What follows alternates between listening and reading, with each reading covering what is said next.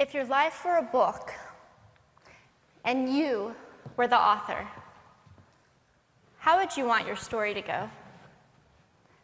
That's the question that changed my life forever. Growing up in the hot Las Vegas desert, all I wanted was to be free. I would daydream about traveling the world, living in a place where it snowed, and I would picture all of the stories that I would go on to tell. At the age of 19, the day after I graduated high school, I moved to a place where it snowed, and I became a massage therapist. With this job, all I needed were my hands and my massage table by my side, and I could go anywhere. For the first time in my life, I felt free, independent, and completely in control of my life.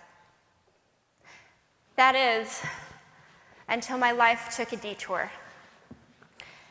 I went home from work early one day with what I thought was the flu, and less than 24 hours later, I was in the hospital on life support with less than a 2% chance of living. It wasn't until days later, as I lay in a coma, that the doctors diagnosed me with bacterial meningitis, a vaccine-preventable blood infection. Over the course of 2.5 months, I lost my spleen, my kidneys, the hearing in my left ear, and both of my legs below the knee. When my parents wheeled me out of the hospital, I felt like I had been pieced back together like a patchwork doll. I thought the worst was over until weeks later when I saw my new legs for the first time. The calves were bulky blocks of metal with pipes bolted together for the ankles, and a yellow rubber foot with the raised rubber line from the toe to the ankle to look like a vein. I didn't know what to expect, but I wasn't expecting that. With my mom by my side and tears streaming down our faces, I strapped on these chunky legs and I stood up. They were so painful and so confining that all I could think was, how am I ever going to travel the world in these things? How was I ever going to live the life full of adventure and stories as I always wanted? And how was I going to snowboard again? That day, I went home, I crawled into bed, and this is what my life looked like for the next few months.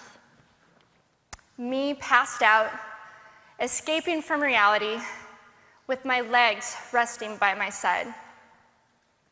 I was absolutely, physically, and emotionally broken.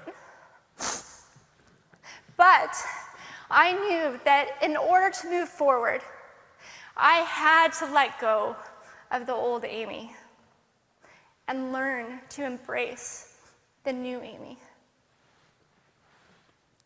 And that is when it dawned on me that I didn't have to be 5'5" anymore. I could be as tall as I wanted.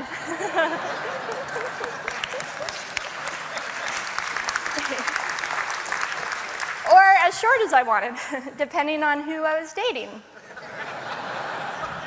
And if I snowboarded again, my feet aren't going to get cold.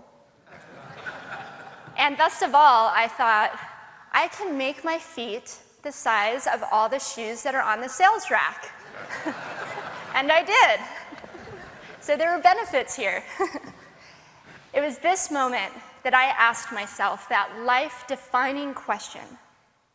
If my life were a book and I were the author, how would I want this story to go? And I began to daydream. I daydreamed like I did as a little girl. And I imagined myself walking gracefully, helping other people through my journey, and snowboarding again. And I didn't just see myself carving down a mountain of powder, I could actually feel it.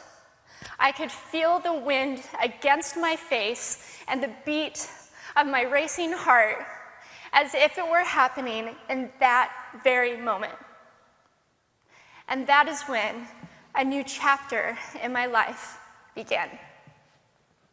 4 months later, I was back up on a snowboard, although things didn't go quite as expected.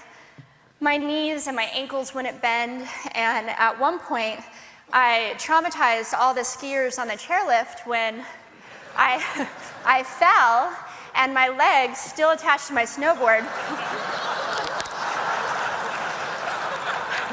went flying down the mountain.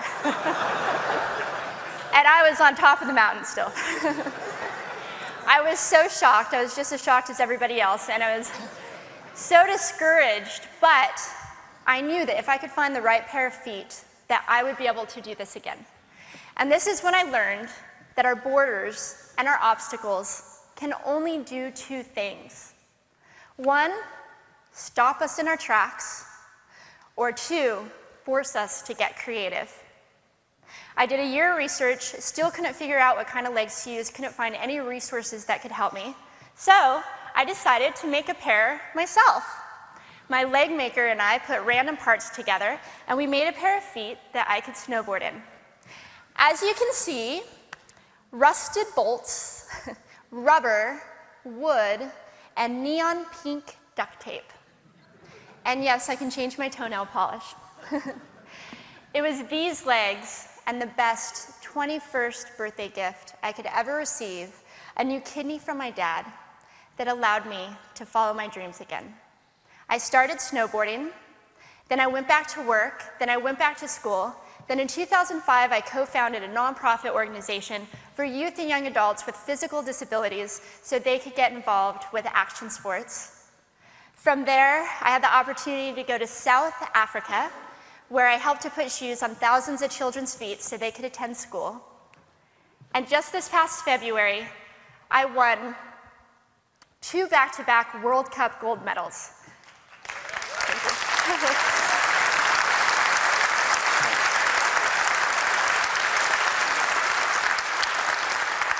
Which made me the highest-ranked adaptive female snowboarder in the world. 11 years ago, when I lost my legs, I had no idea what to expect. But if you asked me today if I would ever want to change my situation, I would have to say no. Because my legs haven't disabled me. If anything, they've enabled me. They've forced me to rely on my imagination and to believe in the possibilities. And that's why I believe that our imaginations can be used as tools for breaking through borders. Because in our minds, we can do anything, and we can be anything. It's believing in those dreams and facing our fears head on that allows us to live our lives beyond our limits. And although today is about innovation without borders, I have to say that in my life, innovation has only been possible because of my borders. I've learned that borders are where the actual ends, but also where the imagination and the story begins. So the thought that I would like to challenge you with today is that maybe instead of looking at our challenges and our limitations as something negative or bad, we can begin to look at them as blessings. Magnificent gifts that can be used to ignite our imaginations and help us go further than we ever knew we could go.